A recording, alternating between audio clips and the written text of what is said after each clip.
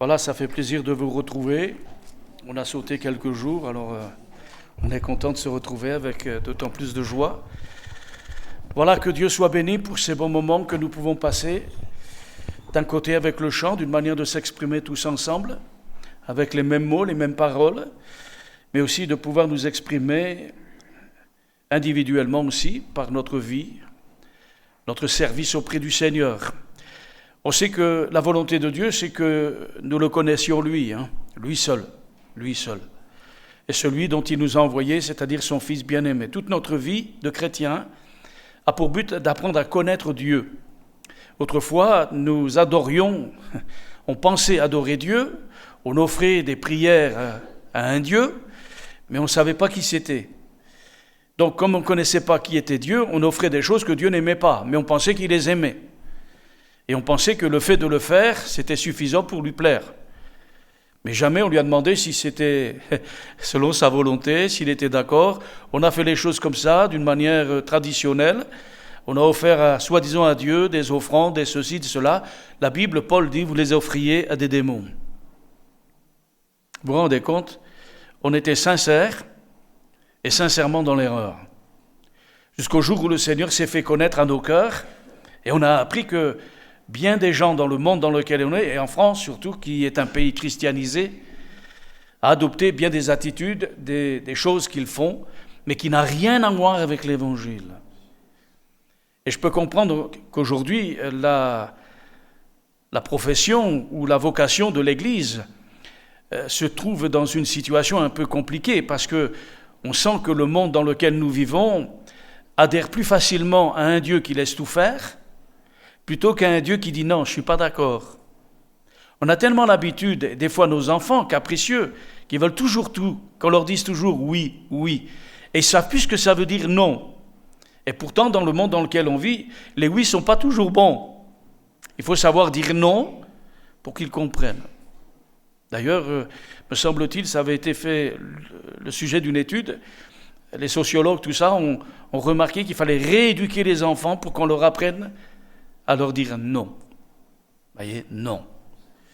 Mais il me semble en effet, ce n'est pas que les enfants, il y a aussi des adultes qui ont pendant des années pratiqué certaines religions, et de leur dire du jour au lendemain non, c'est pas comme ça. Vous voyez, ou voir tout simplement dans les Écritures de se rendre compte en effet que Dieu dit non, moi ce que j'ai contre toi, j'ai quelque chose à te dire, dit le livre de l'Apocalypse. J'ai quelque chose contre toi, c'est que tu as abandonné ton premier amour. Dans l'Ancien Testament, il en était de même pour le peuple de l'Éternel. Dieu l'a repris, il a dit, j'ai un contentieux avec toi, j'ai quelque chose à te dire, viens avec moi. Il faut que je te parle. Et souvent, Dieu permettait l'épreuve, le désert, pour que Dieu puisse parler à son peuple, parce que dans le désert, dans l'épreuve, en général, on est plus souple. Et on est plus enclin à venir vers Dieu pour chercher le secours, parce qu'on est conscient qu'on est dans un problème. Bon, ce qui serait bien, c'est de pouvoir se tourner vers Dieu, pas que quand il y a des problèmes, mais aussi quand tout va bien. Amen. Que Dieu soit béni donc pour ces moments que nous allons et que nous partageons ensemble. Et j'aimerais sans tarder partager avec vous justement le défi de l'Église et aussi notre attitude en tant qu'enfant de Dieu. Je suis converti depuis 42 ans. Non, plus de ça, je suis marié depuis 42 ans. Donc j'ai plus d'années de conversion, 40 et quelques années.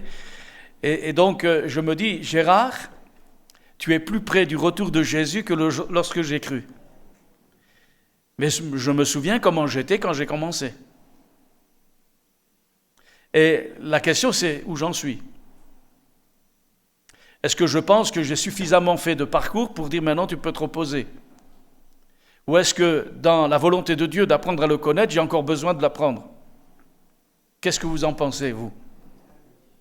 Quand on est jeune, on dit je suis jeune, il faut que j'apprenne. Mais quand on a un certain âge spirituel, on pourrait se dire bon, mais attends, j'en sais quand même pas mal. Et perdre un peu ce feu du premier amour, ou parfois ce désir de connaître Dieu davantage, cette soif, cette faim de le connaître de mieux en mieux. Car je pense que nous le connaîtrons que lorsqu'il paraîtra. Parce que comment quelqu'un de fini peut comprendre l'infini? Dieu est infini. Moi, je suis limité. C'est difficile. Donc on sait très bien, c'est quand on quittera ce corps de mort, ce corps qui nous limite, que nous pourrons véritablement entrer dans ces dimensions extraordinaires de la connaissance de Dieu. Nous connaîtrons comme il nous a connus, et on connaîtra encore beaucoup d'autres choses qui jusqu'à ce jour, peut-être une petite connaissance, mais qui parfois est voilée à cause des épreuves de la vie, de la situation, de ce corps dans lequel nous sommes. Alors on soupire après Dieu. Comme une biche soupire après des eaux paisibles, mon âme soupire après toi. Mon âme a soif de toi. Amen. Son ruisseau est plein d'eau et ne tarira jamais. Que Dieu soit béni. Donc le défi, en effet, c'est de garder en nous cette niaque, si je peux dire, ce désir, cette envie de connaître toujours le Seigneur et de se dire non, je ne suis pas encore arrivé. Il faut que je poursuive ma route. Alors on va prendre 2 textes, si vous voulez bien. Mon premier se trouve dans 1 Timothée au chapitre 1er. Si vous avez votre Bible, vous pouvez me rejoindre. Si vous n'en avez pas, demandez à votre voisin s'il veut bien la prêter pour que vous lisiez avec lui. Puis s'il n'en a pas non plus, écoutez bien avec vos oreilles. 1 Timothée chapitre 1, verset 18. Dans cet épître, l'apôtre Paul va donner des recommandations à son jeune serviteur Timothée. D'abord, il dira dans ce verset 5 de ce chapitre 1, le but du commandement, c'est une charité venant d'un cœur pur, d'une bonne conscience, d'une foi sincère. Voyez, puis il dit, quelques-uns s'étant détournés de ces choses se sont égarés dans de vains discours. Voyez, et là, le verset 18, nous lisons ceci. Le commandement que je t'adresse, Timothée mon enfant, selon les prophéties faites précédemment à ton sujet, c'est que d'après elles, tu combattes le bon combat, en gardant la foi et une bonne conscience. Cette conscience, quelques-uns l'ont perdue et ils ont fait naufrage par rapport à la foi. De ce nombre sont Hyménée et Alexandre, que j'ai livré à Satan, afin qu'ils apprennent à ne pas blasphémer. Et puis, mon deuxième texte se trouve un peu plus loin, dans un livre peut-être moins connu, juste avant le livre de l'Apocalypse. Donc, vous savez qu'il n'y a pas beaucoup à lire dans cet épître, mais qui parle d'une manière assez claire. Dans Jude, au verset 3,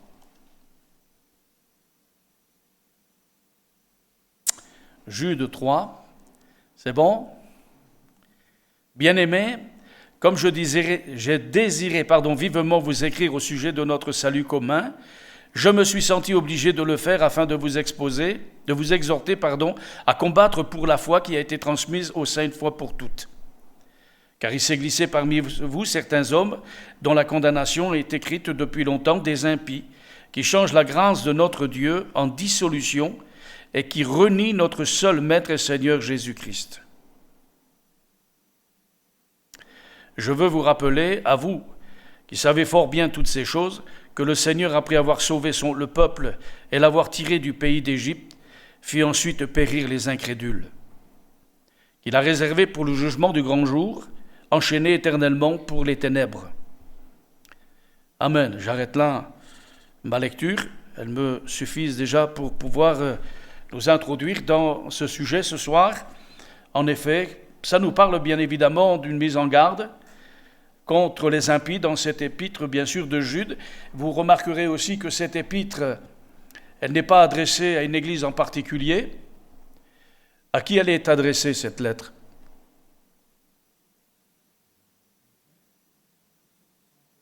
Voilà, vous avez la réponse sous les yeux. Bien-aimés, comme je désirais vivement vous écrire au sujet de notre salut commun, je me suis, et dit, il parlera juste au-dessus, concernant le fait, à ceux qui ont été appelés, qui sont aimés en Dieu, le Père, et gardés pour Jésus-Christ. Ce qui nous fait dire que cette épître fait partie des autres épîtres, comme Jacques ou Pierre. Ce sont des épîtres catholiques.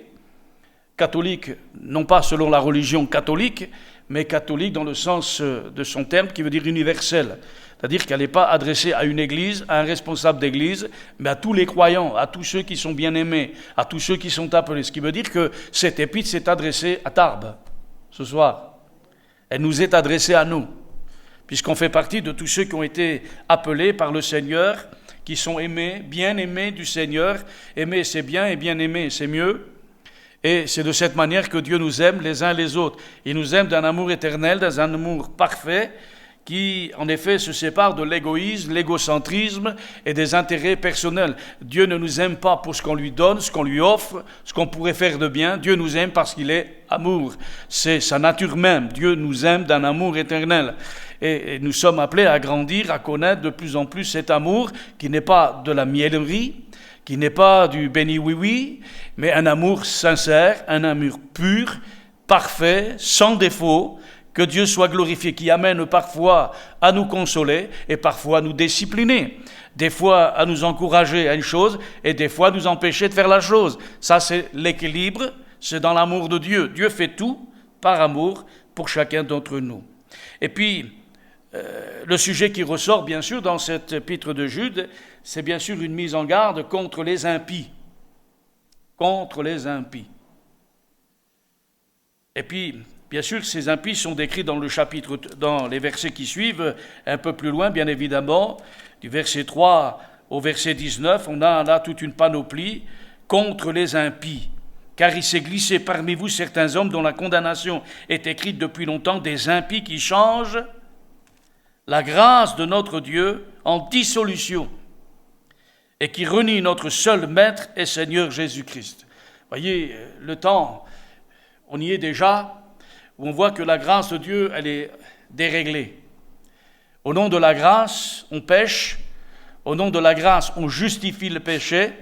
Au nom de la grâce, on dit on est libre, on peut faire, c'est pas grave. Ou encore, comme dans l'Épître aux Corinthiens, déjà à l'époque du temps de l'apôtre Paul, puisque la grâce, le péché met en évidence la grâce de Dieu, dans le sens de dire là où le péché abonder, la grâce surabonde. Donc péchons, puisque la grâce va surabonder. Et Paul dit, vous n'avez rien compris. Rien compris. La grâce n'est pas la justification du mal, du péché. Elle n'encourage pas le péché. Mais la grâce de Dieu est une source de salut pour tous les hommes.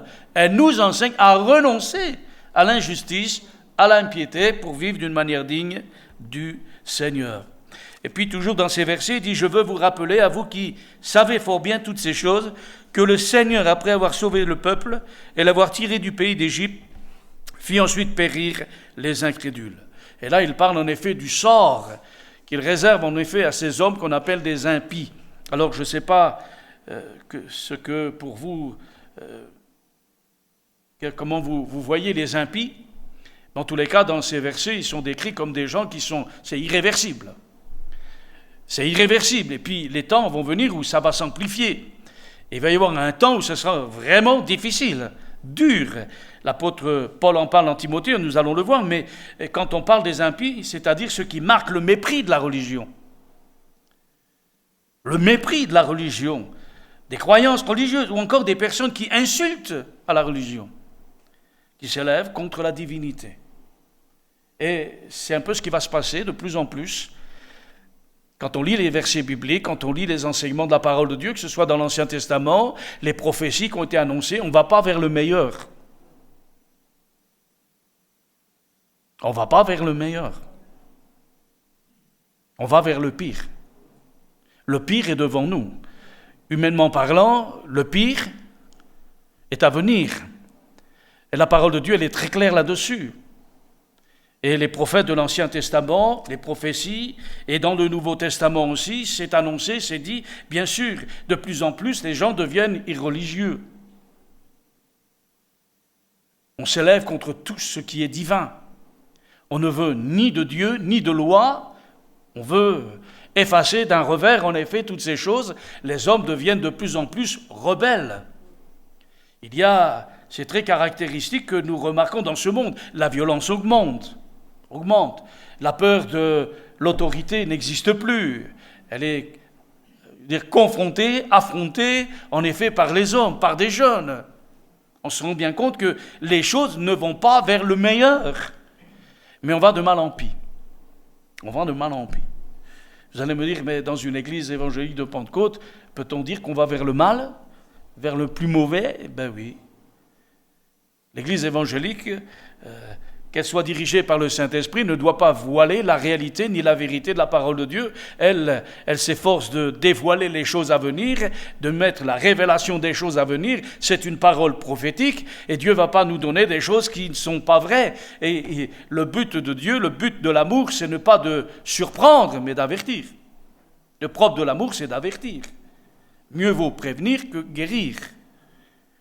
Je vous avoue que quand on relit les différents textes dans la parole de Dieu, que ce soit dans l'Ancien et le Nouveau Testament, il y a de quoi parfois se dire, mais Seigneur, finalement, tu n'as pas le dernier mot.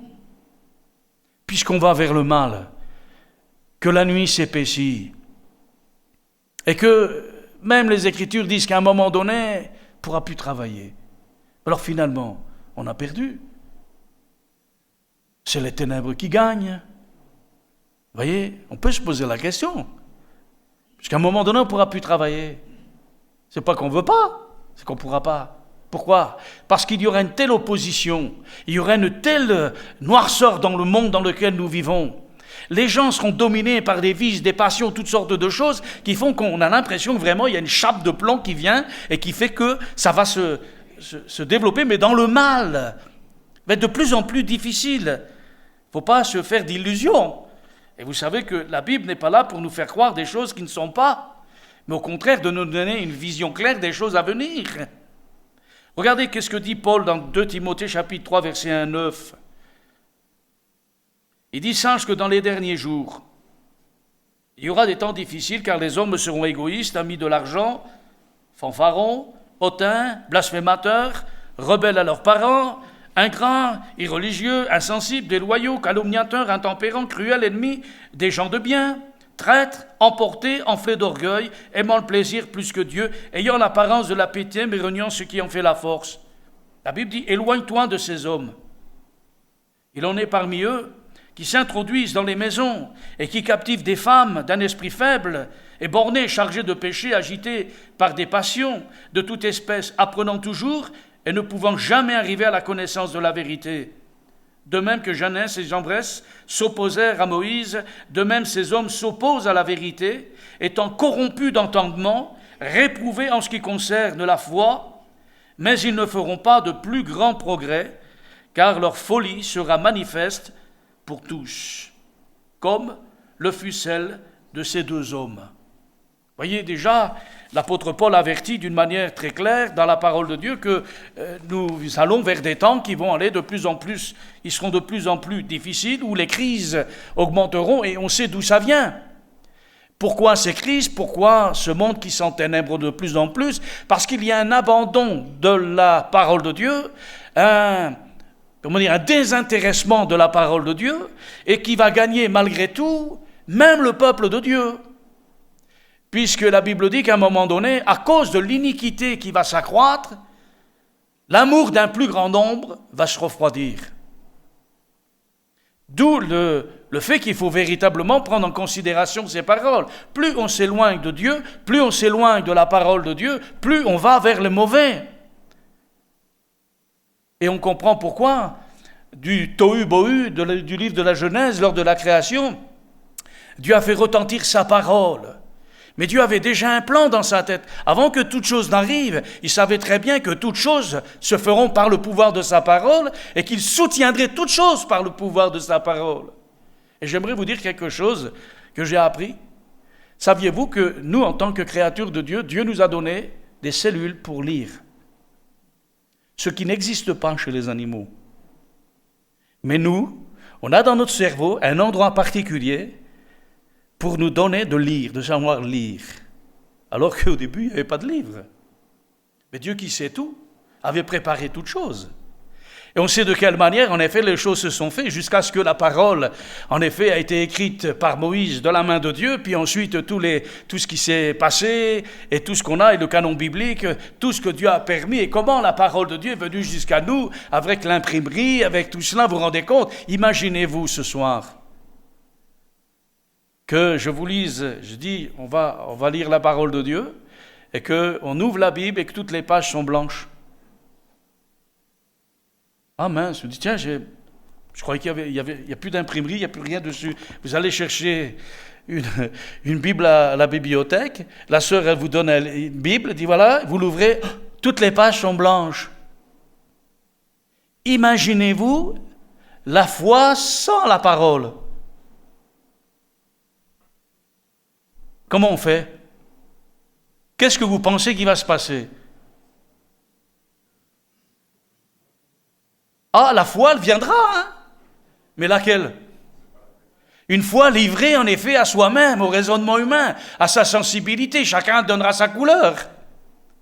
Et autant de différences qu'on ait, en effet, il y aura autant d'interprétations de la Bible. Mais imaginez-vous, tu n'as plus de repères, tu n'as plus rien. La parole, où elle est? On n'a plus rien pour se repérer. Dieu avait prévu de toute éternité que la parole viendrait à nous, jusqu'à ce que la parole faite chair est venue en la personne de Jésus, qui était bien sûr la révélation, le réma, en effet, de la parole de Dieu, de la vie éternelle. Vous vous rendez compte? Aujourd'hui, nous savons les uns et les autres que la parole de Dieu est un bienfait extraordinaire. C'est un précieux outil. C'est une boussole précieuse pour nos cœurs, pour nos vies, pour notre foi qui a été allumé. D'autant plus que vous connaissez ce texte de Romains 10, 17. La foi vient de ce qu'on entend, et ce qu'on entend vient de la parole de Christ. Donc nous comprenons bien, frères et sœurs, que la parole de Dieu, elle n'est pas venue par hasard. C'est pas un homme qui travaille dans l'imprimerie à Lyon qui a dit tiens, je vais imprimer un livre, tiens, la Bible, parce que c'est le premier qui a été fait. Non, la parole de Dieu a été prévue de toute éternité par Dieu, et Dieu, quand il nous a créé avec une possibilité de pouvoir lire.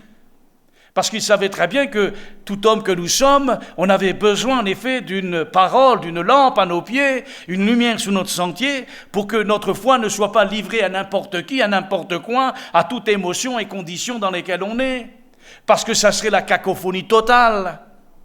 Et combien même il y a la parole de Dieu, aujourd'hui quand même, combien d'interprétations de la parole de Dieu qui sèment la confusion dans le monde, même parmi les croyants. Combien de désaccords, de divisions. Pourtant on a la parole. Alors imaginez si on n'a plus la parole. Vous comprenez pourquoi à un moment donné dans l'histoire de l'Église, en effet, on a voulu, pendant les persécutions, en effet, enlever la Bible. Enlever la Bible. Au Moyen-Âge, on voulait enlever la Bible. Pourquoi? Parce que les gens qui l'avaient peur que les gens qui ne savaient pas lire interprètent la Bible à leur manière. Donc, pour éviter ça, ils ont dit enlevons la Bible. Mais comme les gens ne savaient pas lire eux, parce qu'ils n'avaient pas les écrits et tout ça, c'est eux qui ont fait aux gens ce qu'ils craignaient qu'il arrive. Tant qu'on n'a pas la connaissance de la vérité, la Bible dit, vous connaîtrez la vérité et la vérité vous affranchira. Si donc le Fils vous affranchit, vous serez réellement libre. On a besoin en effet de la vérité, de la parole de Dieu comme un instrument qui ouvre les portes des prisons dans lesquelles on s'est mis, même si c'est des barreaux dorés en or, qui ont l'apparence extraordinaire, mais qui nous enferment dans des choses qui ne sont pas de Dieu. On a véritablement besoin de la parole de Dieu, plus que jamais dans ce monde dans lequel nous vivons, où de plus en plus la parole de Dieu est attaquée. Où en effet les mœurs, les choses, les lois que Dieu a établies sont rejetées par-dessus bord, en effet, pour laisser libre cours à soi-disant à la liberté ou à l'amour, l'amour libre et tout ce que vous voulez. Mais il ne faut surtout pas parler que c'est pas bien. On ne veut pas. Ils auront la démangeaison d'entendre des choses agréables. Et ce qui se passe aujourd'hui et qui peut arriver à n'importe lequel d'entre nous, c'est qu'on se donne une foule de docteurs. C'est-à-dire des gens qui parlent comme on veut entendre. Et vous le savez, ce qui facilite la chose, c'est l'Internet. Par Internet, tu peux écouter un prédicateur que tu n'as jamais vu, tu ne connais pas, tu ne sais même pas quelle est sa vie, mais il te dit des choses. Et comme ça satisfait ton désir, en effet, ce que tu veux, tu dis, il est bien, lui. Mais quand on va te dire les choses telles qu'elles sont, même Dieu il va te dire, tu diras, non, c'est pas comme ça. Le danger nous guette. Les uns et les autres, comme quoi il faut véritablement s'attacher non pas au don, mais au donateur qui est le Seigneur. Et c'est à lui seul qu'on doit notre vie tout entière, l'offrir à lui, pour que lui, il puisse être en nous et nous en lui. afin d'être préservé et gardé des choses mauvaises qui viennent. Toujours dans cette deuxième épître à Timothée, chapitre 4, versets 1 à 5, écoutez, il dit « Je t'en conjure devant Dieu et devant Jésus-Christ qui doit juger les vivants et les morts. Et au nom de son apparition et de son royaume, prêche la parole. » Voyez, la solution, prêche la parole. Raconte pas l'histoire de la parole, prêche la parole. Amen. Insiste en toute occasion favorable ou non. Reprend, censure, exhorte, avec toute douceur et en instruisant. Car il viendra un temps où les hommes ne supporteront pas la saine doctrine, mais ayant la démangeaison donc d'entendre des choses agréables, ils se donneront une foule de docteurs, selon leurs propres désirs, détourneront l'oreille de la vérité et se tourneront vers les fables. Mais toi, sois sobre. En toute chose, supporte les souffrances. Fais l'œuvre d'un évangéliste. Remplis bien ton ministère. Dire la vérité, c'est pas toujours facile. Et c'est surtout dans une humanité qui accepte plus facilement le mensonge comme une vérité et la vérité comme une erreur. À force de répéter les choses et les mensonges, les gens finissent par croire que c'est la vérité. Mais ils n'ont jamais essayé de comprendre s'ils étaient ça ou pas. C'est tellement comme ça. On finit par le croire. Voyez, mais l'apôtre Paul dit bien, en effet, à Timothée, dans ce contexte qui est là, et ce contexte qui va de plus en plus s'enliser dans cet état d'esprit, cette mentalité, il dit, mais toi, sois sobre, en toutes choses et supporte les souffrances. Parce que ce n'est pas chose facile. Parce que quand on veut annoncer la vérité, reprendre, censurer, comme dit la parole de Dieu, même en toute douceur, on s'attire les foudres de guerre. Ça serait tellement plus facile de dire amen, amen, amen à tout ce qu'on nous dit. Ouais, mais si on dit ça, on n'est plus dans le rôle ou dans le ministère et l'appel que Dieu nous a adressé. L'appel qui nous a été adressé de transmettre, de communiquer, comme Moïse l'a fait en son temps, et bien d'autres, les vrais prophètes, qui n'ont pas dit ce qu'ils pensaient, mais qui ont dit ce que Dieu disait et voulaient qu'ils entendent. Et des prophètes qui disaient la vérité et tout, on les compte sur les doigts dans la Bible. Mais aujourd'hui, dans notre société, des prophètes, t'en as qui se lèvent, autoproclament « Je suis prophète, je suis prophète ». Ah ouais, d'accord, mais le vrai prophète, c'est pas celui où ça fait plaisir d'aller raconter des choses, parce qu'il doit dire des choses qui sont pas faciles à dire, mais il va le dire. Et puis en général, le ministère de prophète, il n'est pas tellement apprécié. Hein. Pourquoi ? Parce que lui, il vous révèle des choses. Je me souviendrai, lors d'une pastorale, on avait un invité qui était venu et qui prophétisait. Et je me souviendrai d'un jour, j'étais tout jeune dans le ministère, j'étais donc avec les frères et tout ça, et le frère prêche la parole et tout, et puis il commence à prophétiser. Et puis il commence à passer dans les rangs. Puis il vient et puis il regarde un frère et il dit « Voilà ce qui se passe, frère. » Tac, tac, tac, tac. Le frère, il est blanc. Puis il se tourne vers un autre, puis il dit « Voilà, frère, il y a ça ou ça. » Devient blanc. Mais après, moi je peux vous garantir qu'il n'y a pas une tête qui était levée. Hein. Parce que même si on n'a rien dit, on était blanc aussi. Hein. Parce que qu'est-ce qu'il va me raconter ? Qu'est-ce qu'il va dire ? Il va me mettre à nu. Peut-être des choses, peut-être pas, mais il va dire des choses. Mais c'est quoi ? Ce qui nous montre quelque part, on n'est pas si tranquille que ça. Mais pour dire, en effet, la parole prophétique, elle a son importance. Il dit, prêche la parole, sois sobre. C'est le moyen pour éviter, en effet, les déraillements, les déséquilibres. Vous voyez, la parole de Dieu, c'est la parole de Dieu. Les modes changent, les gens changent, les foules changent. Vous voyez, les pasteurs changent, mais la parole de Dieu, elle ne change pas. Et le Seigneur non plus. La parole de Dieu, elle a été donnée une fois pour toutes et pour toujours. Elle n'a pas à subir de changement, d'interprétation. Les choses telles que Dieu les a dites, il faut les croire et les recevoir telles qu'elles sont. Sans mettre notre grain de sel dedans pour finir corrompre tout ce qui est saint. Elle n'a pas été faite pour faire des délibérations, mais elle a été faite pour être reçue et crue dans notre cœur. Pour qu'elle produise l'effet pour lequel, en effet, Dieu nous l'a envoyé et nous la communique. Alors, faire l'œuvre de Dieu, je pense à ces prophètes où on voulait les tuer. Pourquoi? Mais parce qu'à chaque fois qu'ils prophétisent, tout ce qu'ils disent, ça arrive. Puis en plus, quand ils prophétisent, ils ne nous donnent jamais des choses bonnes. Il faut qu'on le tue, ce Jérémie. Hein?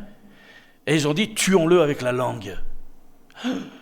Alors là, ça nous ramène à Jacques au chapitre 3, la langue. Vous voyez, le petit membre qui peut lui mettre de grandes forêts.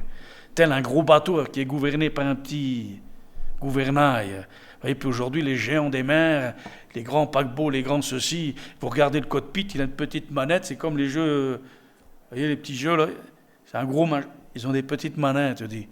Et oui, d'accord, mais ce membre-là, la langue, aussi petite, elle peut faire de gros dégâts. Il faut la maîtriser, mais on ne peut pas la maîtriser. Aïe, aïe, aïe. Vous voyez, frères et sœurs, alors quand on prêche la parole, quand on annonce la vérité, qu'on veut rester dans la vérité, ceci va nous attirer, bien sûr, des douleurs, des souffrances, parce qu'elle n'est pas acceptée. Et le monde dans lequel s'habitue à vivre comme il veut. Mais prêcher la parole de Dieu, c'est entraver ce qu'ils veulent faire. On est à l'encontre du courant de ce monde qui lui-même gît sous la puissance du malin, vous le savez, comme moi. Alors fais l'œuvre d'un évangéliste. C'est quoi faire l'œuvre d'un évangéliste? Souvent, on dit un évangéliste, c'est quelqu'un qui fait des missions, qui va à droite. C'est un évangéliste. Ouais, alors Timothée, c'est qui alors? C'est un évangéliste, la Bible dit. Pourtant, il ne fait pas des missions à droite, à gauche. Paul lui confie une église. Il dit, fais ça, mets en place ceci, fais ça. Voyez? Fais l'œuvre d'un évangéliste. Prêche la parole. Soyons des évangélistes. Prêchons la parole. Prêcher, rappelez-vous quand même que ça veut dire discourir. Hein? Discourir, ce n'est pas forcément le ministère tel que vous le voyez, pasteur, ceci, cela, mais un cœur d'évangéliste, c'est quelqu'un qui prêche la parole, qui partage ce pain béni qui est la parole du Seigneur. Alors, quand on lit bien sûr ces paroles, je l'ai dit tout à l'heure, on a l'impression que d'un certain fatalisme dans le monde dans lequel on a. Mais Seigneur, toi qui dis que la victoire est assurée, qu'elle a été accomplie, que Jésus a tout accompli, comment se fait-il en effet qu'on a l'impression que le monde gagne du terrain et que finalement, il va falloir qu'on parte? Il faut quand même se rappeler que Jésus n'est pas venu pour sauver le monde, mais les hommes. Il n'est pas venu pour sauver la terre et faire que la paix soit sur la terre. Il n'y aura point de paix sur la terre. Mais il est venu chercher et sauver ceux qui étaient perdus. Et pour ce faire, il a envoyé son Fils dans le monde pour que nous puissions être délivrés de la puissance de la loi et du péché et de la mort. Chose qui a été accomplie par Jésus, comme le dira Paul aux Romains. C'est Christ qui nous délivre de ce présent monde mauvais et du pouvoir du péché dans lequel nous vivons aujourd'hui.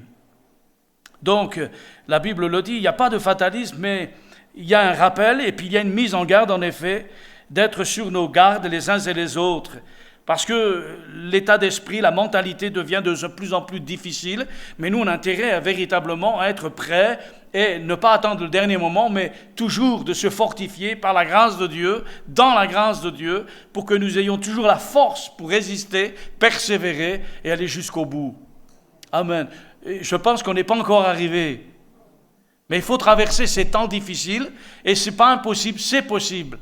Avec la grâce de Dieu, avec le secours de Dieu, avec l'assistance du Saint-Esprit, en se laissant diriger par la parole de Dieu, en demeurant en Jésus et Jésus en nous. Et c'est ce qui va nous assurer, bien sûr, la victoire, la résistance. Jésus a tout accompli sur la croix du Calvaire, bien sûr. Elle a été dressée. Le péché a été jugé, nous disent les Écritures. On connaît tous ces textes de Romains 3, 23. Le péché, tous ont péché, sont privés de la gloire de Dieu. Et puis 6, 23, le salaire du péché, c'est la mort. Puis on connaît Colossiens chapitre 2, versets 14 et 15. Il a dépouillé les dominations, il a triomphé d'elles par la croix. Voyez, et puis encore dans Actes chapitre 4, versets 11 et 12, lorsqu'il est dit que Jésus est la pierre angulaire rejetée par vous qui bâtissez et qui est devenue la principale de l'homme, car il n'y a de salut en aucun autre, car il n'y a sous le ciel aucun autre nom qui nous a été donné parmi les hommes par lequel nous devions être sauvés. On aurait pu rajouter en des textes de Timothée quand il est dit il n'y a qu'un seul Dieu et aussi un seul médiateur, Jésus-Christ, le juste. Amen. On aurait pu citer Jean 14, 6. Jean 14, 6. Je suis le chemin, la vérité et la vie. Nul ne vient au Père si ce n'est que par moi. Vous voyez, les Écritures, bien sûr, sont là pour nous rappeler ces choses. C'est vrai que ça a été accompli, mais il n'en demeure pas moins que les choses vont dans l'histoire comme la chose. Dieu nous révèle et déroule en effet devant nous par la parole de Dieu les choses à venir, ce qui fait de la Bible une parole prophétique qui annonce des choses à venir. Il dira ceci au verset 17-18 de ce texte de Jude, il dit « Mais vous, bien-aimés, souvenez-vous des choses annoncées d'avance par les apôtres de notre Seigneur Jésus. Il vous disait qu'au dernier temps, il y aurait des mauvais jours. Des hommes, des moqueurs, marchant selon leur convoitise, impies. Ce sont ceux qui provoquent des divisions. Hommes sensuels, n'ayant pas l'esprit. » Ouh là là! Vous voyez, frères et sœurs, on a véritablement besoin des lunettes de Dieu, en effet, et du discernement pour qu'on puisse discerner ce que l'on voit, ce que l'on entend, et ne pas ajouter foi à tout esprit, mais éprouver les esprits pour savoir s'ils sont de Dieu. Et le meilleur crible pour éprouver un esprit, c'est de le soumettre aux critères de la parole de Dieu. Amen. Non pas dire Paul, qu'est-ce que tu penses? Pierre, qu'est-ce que tu penses? Jacques, qu'est-ce que tu penses? Non, mais dire Seigneur, toi, qu'est-ce que tu penses? Qu'est-ce que tu me dis dans ta parole? Alors il y a une exhortation pour finir, une exhortation de Jude au verset 20, il dit « Pour vous, bien-aimés, vous édifiant vous-même sur votre très sainte foi et priant par le Saint-Esprit. » Il dira ceci « Maintenez-vous dans l'amour de Dieu en attendant la miséricorde de notre Seigneur Jésus-Christ pour la vie éternelle. » Alors une mise en garde par rapport à ces temps que nous vivons. Persévérer dans la sainte doctrine. Il n'y a rien de nouveau. Non? N'était-ce pas ce qui était au départ de l'Église primitive? Vous vous rappelez des textes? Que faisaient-ils les gens après la Pentecôte? Ils persévéraient. Déjà la persévérance. Vous savez que la persévérance est importante. La Bible dit, vous avez besoin de persévérance. La persévérance, c'est quelque chose qu'on a besoin les uns et les autres pour ne pas nous lasser, nous fatiguer et abandonner, mais d'avoir cette persévérance qui est accompagnée, bien effet, de l'espérance. C'est un couple qui va ensemble. Je persévère parce que j'ai de l'espoir, j'ai de l'espérance. Et l'espérance me fait vivre. Ils interagissent l'un entre l'autre. Et la persévérance, en effet, dit dans quoi? Dans les enseignements des apôtres. Donc dans la parole de Dieu. Est-ce qu'il faut changer parce que les temps changent et parce qu'on arrive à la fin des temps? Est-ce que la parole de Dieu a perdu sa pertinence? Est-ce qu'elle a perdu son efficacité? Est-ce que la parole de Dieu a besoin d'être révisée et d'être mis au goût du jour, comme ça se fait habituellement? Il faut se mettre au goût du jour. Est-ce que l'Église doit-elle aussi revenir et revoir sa manière de faire parce qu'il faut réviser? Les temps, c'est plus les mêmes. On est au 21e, 22e siècle, le 23, mais peu importe, la parole de Dieu dit non. Ce qui a été bon au départ, c'est toujours bon à la fin. Et le combat véritable, c'est celui de garder une foi saine. On s'édifie sur une foi très saine, celle qui nous garantit la victoire, la puissance, la force et de pouvoir arriver à bon port. Et pour ce faire, il faut s'accrocher, s'attacher à la parole de Dieu, comme le lierre est attaché au chêne. Vous avez essayé d'enlever du lierre au chêne? Daniel, t'es là? Tu as déjà essayé Tu sais ce que c'est le lierre? Non. Il me semblait qu'il ne savait pas. Ça arrive, hein? Les gens de la ville, ils ne savent pas ce que c'est, les enfants, ce que c'est le pis d'une vache. Hein? Ils n'en ont jamais vu. Qu'est-ce que vous voulez qu'ils sachent? Mais c'est pas grave, le lierre, tu iras voir, tu demandes à Daniel ou à Maxime, il t'emmène lui dans la campagne, de la forêt. Tu vois, il va te faire voir ce que c'est que le lierre. Et quand tu veux enlever le lierre qui est attaché au chêne, il casse. Parce qu'il est accroché au chêne et tu voudrais l'enlever d'une truc puis avoir une liane avec. Ben tiens, ça s'accroche. Si tu as ça dans ta façade de maison, tu vas voir ta façade, elle va avoir des dégâts, ça pénètre partout, ça craque, ça fait tout, vous voyez. La Bible dit il faut s'attacher à la parole de Dieu comme le lierre est attaché au chêne. Amen. Vous voyez, et ça, il faut que ça soit ainsi. Il faut que nos cœurs soient plantés, en effet, dans la parole de Dieu, et que la parole de Dieu soit plantée et enracinée dans nos cœurs. À tel point que quand on veut nous séparer de la parole, tiens, lève-toi de bonne heure, parce qu'on est tellement bien attaché à elle, tiens, pour nous y enlever. C'est pas un petit vent, une petite tempête. Non, on reste attaché, on persévère dans la sainte doctrine. Il dit encore, il faut persévérer dans la communion fraternelle, frères et sœurs. On vit des temps, en effet, où on dit, mais c'est pas la peine. Mais la parole de Dieu, si, il faut persévérer dans la communion fraternelle. Ce qui fera la mort d'une église, c'est quand les chrétiens se feront la liberté de dire « j'ai pas besoin ». Ah oui, d'accord, mais si chacun fait ça, où sera l'église? Où elle sera représentée? Où elle est visible comme la parole a été faite chair en Jésus-Christ? Où est l'église, celle qui représente la bien-aimée du Seigneur? Où est celle que Dieu attend et qu'il attend d'elle en effet les choses qu'il voudrait qu'elle fasse? Ça, c'est l'œuvre du diable qui nous amène à être solitaire, indépendant. Et ceci, c'est l'esprit du monde dans lequel on est. Mais la parole de Dieu, elle dit tout le contraire. Il faut demeurer, il faut persévérer dans la communion fraternelle. Et Dieu sait, vous le savez aussi bien que moi, que c'est bon. Que c'est bon. Déjà, quand tout va bien, de se retrouver ensemble pour louer le Seigneur. Mais d'autant plus, en effet, quand la difficulté est là et qu'il y a un divin rassemblement de tous les croyants qui prient pour vous. Et parfois, tu ne connais pas Pierre ni Paul et lui, il prie pour toi. Mais on nous a dit de prier, je prie. Et puis, si personne ne prie, il y a Jésus qui prie pour nous.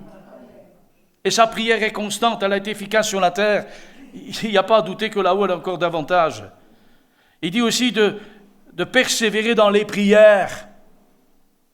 Dans les prières, ce moment avec Dieu, en effet, pour lequel, en effet, Dieu veut nous parler et permettre à notre âme d'être ressourcée, renouvelée et baignée, visitée par le Saint-Esprit pour que nos sentiments ne diminuent pas, ne s'affaiblissent pas, mais soient renouvelés par la force du Saint-Esprit pour que notre amour ne défaille pas, mais qu'au contraire, il persévère. Dans la fraction du pain, le dimanche matin, jusqu'à ce que le Seigneur revienne, on en boira de nouveau avec lui dans le ciel. Que Dieu soit glorifié. Oui, les temps changent. Le monde change. Les modes changent. Les habits changent, les chaussures changent, tout change. Mais la parole ne change pas. On a reçu une seule vie, la vie éternelle. Elle est pour toujours. Que Dieu nous permette de garder au sein de notre assemblée, en effet, ces principes divins, de ne pas la déplacer, les bornes que Dieu a établies, afin que nous restions dans cette sécurité, dans cette force, dans la tour que Dieu veut, et que nous soyons toujours celle qui est appelée l'Église de Jésus-Christ, la bien-aimée du Seigneur. Je voudrais simplement lire un dernier passage avec vous qui se trouve dans le dernier message de l'Église de la Bible. Dans le livre de l'Apocalypse, c'est le dernier livre et le dernier chapitre. Écoutez bien, parlant en effet de la parole de Dieu, la parole prophétique. C'est la conclusion du livre, en effet, qui nous est donné, après nous avoir parlé en effet des choses qui seront là-haut dans le ciel. Il est dit ceci en conclusion, chapitre 22, verset 6, il me dit, ces paroles sont certaines et véritables, et le Seigneur, le Dieu des esprits, des prophètes, a envoyé son ange pour montrer à ses serviteurs les choses qui doivent arriver bientôt. Et voici, je viens bientôt. Heureux celui qui garde les paroles de la prophétie de ce livre. C'est moi, Jean, qui ai entendu et vu ces choses. Et quand j'eus entendu et vu, je tombais aux pieds de l'ange et qui me les montrait pour l'adorer. Mais il me dit, garde-toi de le faire. Je suis ton compagnon de service, celui de tes frères les prophètes et de ceux qui gardent les paroles de ce livre. Adore Dieu. Il me dit, ne scelle point les paroles de la prophétie de ce livre, car le temps est proche. Que celui qui est injuste soit encore injuste, que celui qui est souillé se souille encore, et que le juste pratique encore la justice, et que celui qui est saint se sanctifie encore. Voici, je viens bientôt, et ma rétribution est avec moi, pour rendre à chacun selon ce qu'est son œuvre. Je suis l'alpha et l'oméga, le premier, le dernier, le commencement et la fin. Heureux ceux qui lavent leurs robes, afin d'avoir droit à l'arbre de vie, et d'entrer par les portes dans la ville. Dehors les chiens, les enchanteurs, les impudiques, les meurtriers, les idolâtres et quiconque aime et pratique le mensonge. Moi, Jésus, j'ai envoyé mon ange pour vous attester ces choses dans les églises. Je suis le rejeton de la postérité de David, l'étoile brillante du matin. Et le dernier verset, 19, Et si quelqu'un retranche quelque chose des paroles du livre de cette prophétie, Dieu retranchera sa part de l'arbre de la vie et de la ville sainte, décrit dans ce livre. Celui qui atteste ces choses dit, oui, je viens bientôt. Amen. Viens. Viens, Seigneur Jésus. Amen. Que la grâce du Seigneur Jésus soit avec vous tous. Que Dieu soit glorifié. Amen. Que la grâce de Dieu, c'est bizarre parce que Paul, dans toutes ses épîtres, commence et finit avec cette expression, et le livre de l'Apocalypse termine avec la même chose. Que la grâce de Dieu soit avec vous tous. Et c'est la même grâce, la grâce donnée au départ. Et Paul avait dit, moi j'ai combattu le bon combat, j'ai achevé la course, mais il dit j'ai gardé la foi. Et Jude avait dit que dans les derniers temps, c'est la foi qui va être attaquée.